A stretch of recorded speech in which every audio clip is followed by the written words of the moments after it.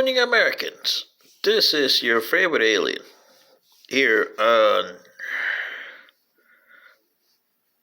Monday, January 1st, 2024. Yep. And I wouldn't say Happy New Year, I would just say it's another New Year. And my special commentary today is on why it's only a New Year, not a Happy New Year.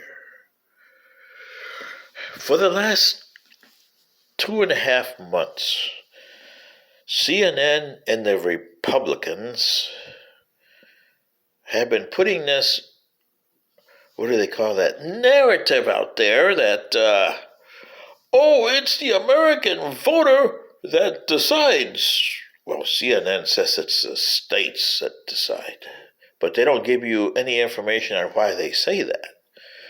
The Republicans, of course, say it's the voters that decide because, hey, they don't want to anger Mr. Trump.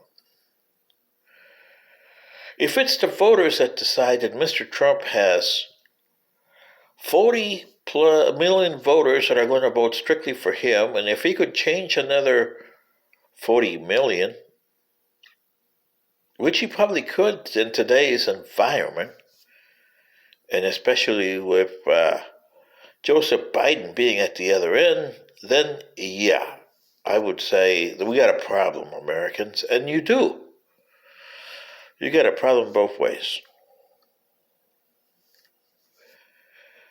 Because the Supreme Court is in a rock and a hard place. According to the Constitution, it has no choice but to uphold the Colorado law and decision of taking Trump out of the ballot. And the Constitution that you Americans don't seem to know your own government. This is my problem with you Americans. You don't seem to know your own government. Your founding fathers didn't trust you. That's why you have electors. That's why we don't have a President Al Gore or a President Hillary Clinton. They won the popular vote, and that's how other countries do it. Popular vote. Okay? In my country, Panama, they got an election this year.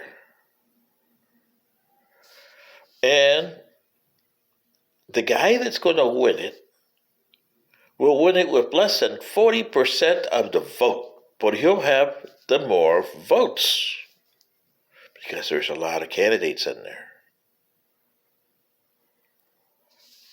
In the case of Al Gore, he had more votes than George Bush W, that is. And Hillary Clinton had, 2 million, 3 million more votes than Trump in 2016, yet he got more electors. If the electors voted, because the electors of that state, see, he won the electors of the state, not the popular vote. So it's not the people of the country that elects your president, it's the states that the people win with their electoral votes. If you concentrate on states, and sure, Texas is a pain in the ass state. You guys in blue Michigan, well, you voted for him, didn't you? In 2016. So you guys only have you to blame in Michigan. Florida, well, the Chad. Remember that? The Chad, yeah.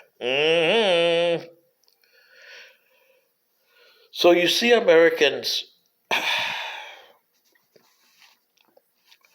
the 2016 election was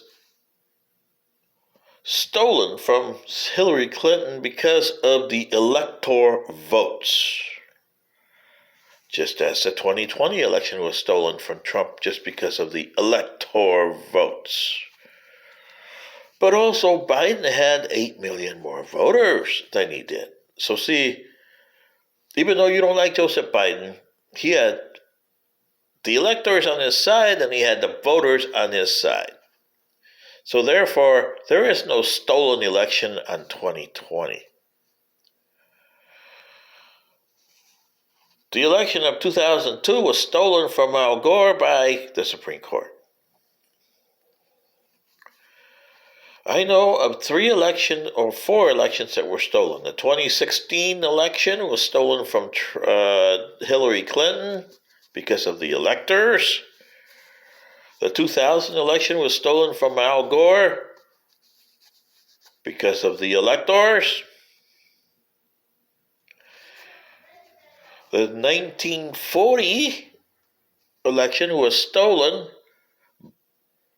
from the legitimate Democratic candidate, Vice President Gardner, by a shenanigan by the Democratic Party in the convention that elected FDR. So that was a stolen election.